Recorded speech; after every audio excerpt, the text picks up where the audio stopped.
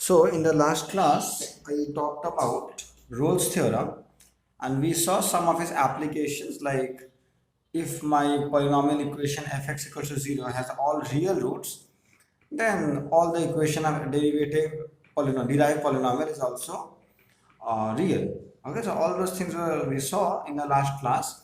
And what was Rolle's theorem? We already know that between any two roots of fx equals to 0, there exists at least one real root of f dash x equals to 0.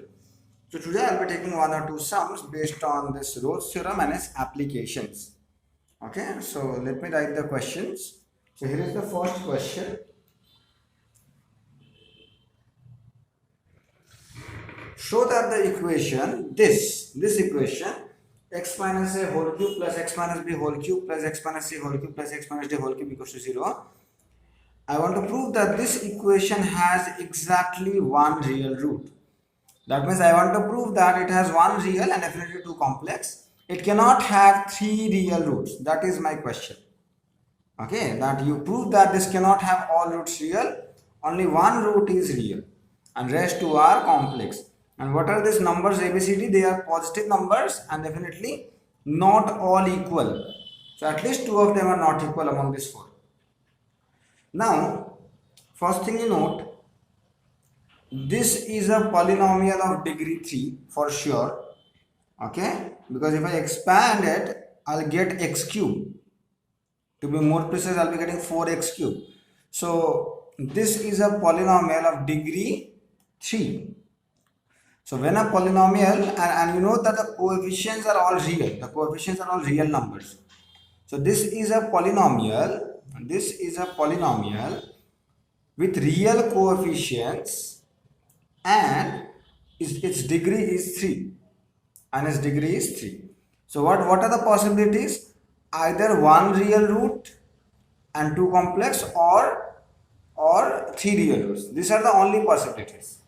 Because you know that when the complex roots occurs, they occur in pairs. So when it can either have one real root and two complex or all three real roots. These are the only two possibilities. So let me write all those things. Solution. Let's suppose call this polynomial as f of x minus a whole cube plus x minus b whole cube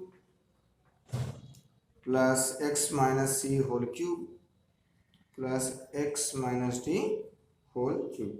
So suppose this is my f of x. Since fx is of degree 3, therefore it has either one real root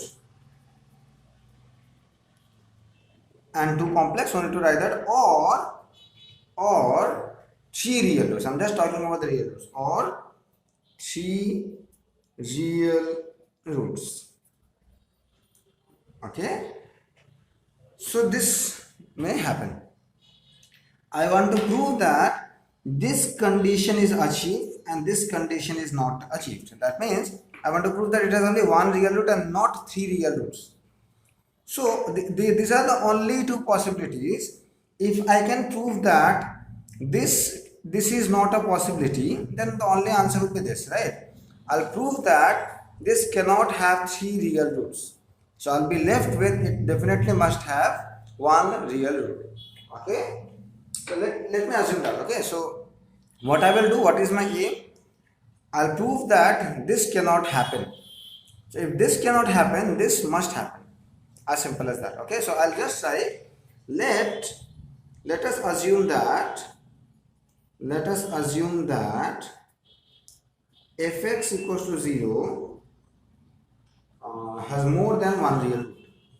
Has more than one real root. Has more than one real. So I'm assuming that this case is not occurring. I'm assuming that suppose this case is the thing that we are assuming. Let us assume that fx equals to 0 has more than one real roots. So it has more than one real root. So suppose two of them are alpha and beta. Alpha and beta be two such roots. So this is my thing. It has either one real root or three real roots. I am assuming that it has more than one real root. So call them, they are more than two, more than one root. So suppose two of them are alpha and beta. Okay. Then by the Rolle's theorem, then what we know by the Rolle's theorem? Between alpha and beta there exists a root of the derived polynomial. Then there exists a root of f dash x equals to 0 between alpha and beta. Okay, let's see. This we know. This should happen. There exists a root of the derived polynomial between alpha and beta. This is guaranteed by the Rolle's theorem. Now, because the polynomial fx is known, we can find the derivative of this polynomial, right? And let's see whether this is true or not. So now find the derivative of the polynomial. I will find f dash x. So now, what is actually the derived polynomial? F dash x. So it was x minus a whole cube. So the derivative will be 3x minus a whole square. Further derivative of x minus a, which is 1. Similarly,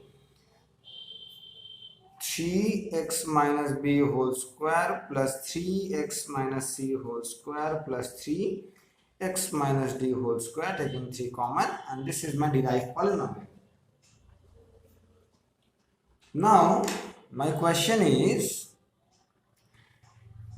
consider this polynomial and consider the equation f dash x equals to 0. So you equate this to 0. Can this equation, see this is a quadratic equation, clearly see, because the degree is 2. So my question is, can this equation have real roots? Yes or no, and with a reason. The answer is very simple. You see, this is the sum of squares of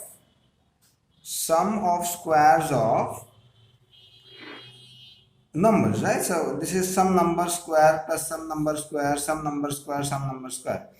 So this is greater or equals to 0. This is greater or equals to 0. This is greater or equals to 0. This is greater or equals to 0. Right? Because I am adding all non-negative numbers. Okay.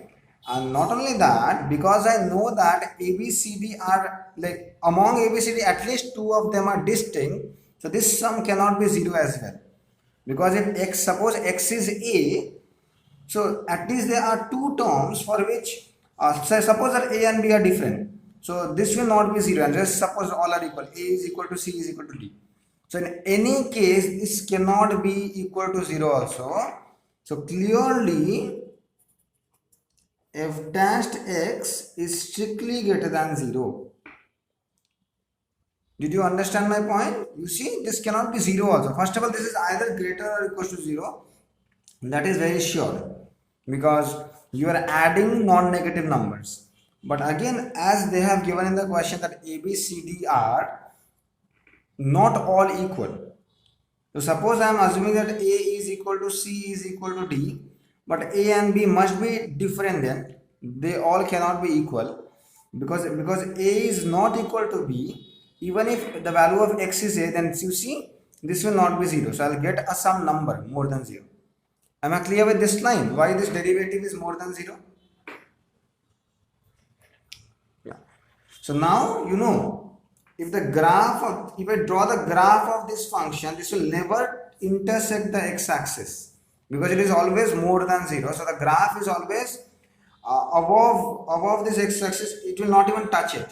So this implies f dash x equals to 0 cannot have any real root.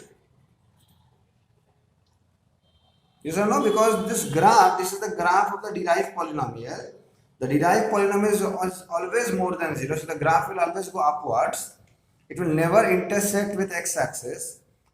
That means it has no roots, because the points at which it intersects the x-axis, those are the real roots. So because it will never intersect x-axis, it cannot have any real roots. Okay? So now this is a contradiction to the last line due to this. There exists a root of derivative between alpha and beta. So when we are assuming that alpha and beta with two real roots of the polynomial fx equals to 0, we must get a root of the derived polynomial. This is my alpha, this is my beta. I must get a root between alpha and beta of the derived polynomial, but it cannot have any real root, so we have led into a contradiction. Okay, so therefore, which contradicts, you can call that as 1. So which contradicts 1, you may write this as 1. Okay, this is some equation 1, right? I'm just writing like that. So this cannot have a real root which contradicts 1. Therefore, what I had assumed that there are more than 2 roots, so which is not possible. Oh, sorry, there is more than 1 root. Thus, therefore, fx equals to 0 cannot have more than one root, one real root. So therefore, fx equals to 0 has exactly one real root. One is guaranteed just because it is a polynomial of odd order. So one real root is definitely guaranteed. Understood? Any confusion? So here is question number 2. So look at this question. You have to find the values of this number k for which this equation, here is k, right, has 4 real and unequal roots. So you know that a polynomial of degree 4 may not have any real roots. All its roots may be complex, or it can have 2 real roots, 2 complex roots. Even if it has got some real roots, they may be equal. But I am asking you to determining the values of k for which it will have 4 roots, all real, and all of them are unequal. So for what values of k this equation will have real and unequal roots? So this time I am not interested in finding the roots. I am just interested to know for what values of k I will get a real and unequal roots. So the idea is this, you see, I want all its roots to be real and unequal. Suppose the 4 roots are alpha 1, alpha 2, alpha 3, alpha 4. And they all are going to be distinct. That is the reason I have drawn them apart. So this is suppose -2, this is 0, this is 7, this is 100, and so on. So all of these numbers are distinct and they are not real. So suppose these are my roots of the given equation. Now we had done a theorem, or that is the repeated application of Rolle's theorem. Here will lie a root of the derived polynomial. Here will be a root of the derived polynomial, and here is also a root of the derived polynomial. This is just another theorem that I have done, and this is nothing but the repeated application of the Rolle's theorem. We had done, if my polynomial equation fx equals to 0 has all its roots real, and all the roots of the derived polynomial are also real, and they will lie between these roots, right? Now you see, this is my approach. So I'll first find the derived polynomial. Determining alpha 1, alpha 2, alpha 3, alpha 4 is not possible because k is unknown. But you see one thing, if I find the derivative of this polynomial, k will vanish and determining these roots of the derived polynomial will be easier. Okay, so I'll first determine the roots of the derived polynomial. So solution, let me call this as fx. So fx is x to the power 4 plus 4x cube minus 2x square minus 12x plus k. Okay, what is the derived polynomial? The derived polynomial is this, which is 4x cube plus 12x square minus 4x minus 12. Try to understand, it's up to here. Okay, so 4x cube plus 12x square minus 4x minus 12. I've just calculated the derivative of the polynomial. Something is common, we take things common, therefore what is the derived polynomial? I can see 4 as common. I'm getting x cubed plus 3x square minus x minus 3, right? If I am not mistaken, this must be the thing. Now you have to factorize this. I hope you all know how to do factorization. You have to learn in your class 10th level. So you will put the values of x for which you can divide this, which is a factor. Like suppose if I am putting here 1, so 1 plus 3 is 4, 4 minus 1 is 3, 3 minus 3 is 0. When I am putting here 1, that means 1 is making this 0. That means 1 is a root of this. That means x minus 1 is a factor of this. You will divide this by x minus 1. You divide, that is your task, to divide, and you see what is the question. You factorize this question. Your question will come like this. Your question will be x square plus 4x plus 3. If I further factorize this, this will be x plus 3, x plus 1. So I hope you have no doubt up to here. You just try to do it. I'll give you 2 minutes time to just have a look on this. Now I know the roots of the derived polynomial. One root is 1, another is minus 1, another is minus 3. Minus 3, this is minus 1, and this is 1. So I know where will this lie. I can locate the roots of the derived polynomial. Now look at this figure. Now you can understand. So what what idea I have got now? One root of fx equals to 0 will be less than minus 3, and another root will be more than minus 3. Similarly, one root is less than minus 1 and more than minus 1.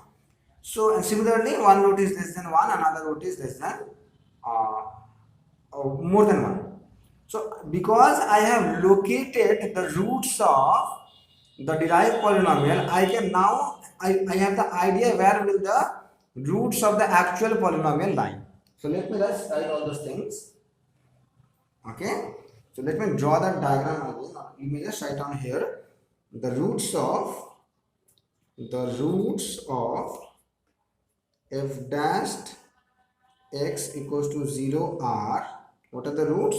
It's minus 3, minus 1 and 1. Okay, so what I have is this. Again, I am drawing it. So I have minus 3 here, minus 1 somewhere here, 1 somewhere here. So I know one root will be less than minus 3. Suppose it's here. Another root will be between this. Another root will be between this. And another root will be more than 1. Then only the theorem will be satisfied. I hope you can understand what I am saying. Right? So I'll write all those things. Since the roots of fx equals to 0 are all real and unequal,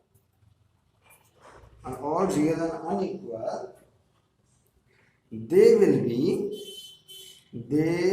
be separated by the roots of f dash x equals to 0. This I have already explained why this will happen. So my this green lines or the green dots are actually the roots of the derived polynomial, the roots of the actual polynomial. So you see one root should be less than -3, one between -3 and -1, one between -1 to 1, and one between 1 more than 1. So all these things I'll have to write. So therefore, one root of fx equals to 0 is less than -3, right? One root of fx equals to 0 is between -3 and -1. One root of fx equals to 0 is between -1 and 1, and similarly one root of fx equals to 0 is more than what? 1. Tell me, am I clear up to here or not clear?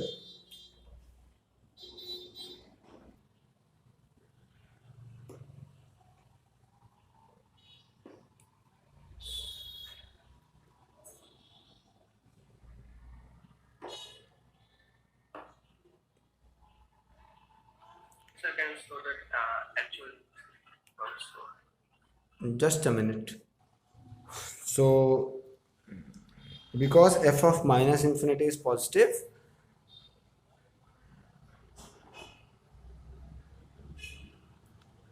and so there lies a root between f of minus infinity between minus infinity and -3, so minus f of -3 should be negative. Similarly, f of -3 is negative, so f of -1 should be positive because there lies a root between -3 to -1, and so on. So you just check it in the original equation. You put -3, you will get -9 plus k. F of -1 you should get 7 plus k, and f of 1 you are getting again -9 plus k,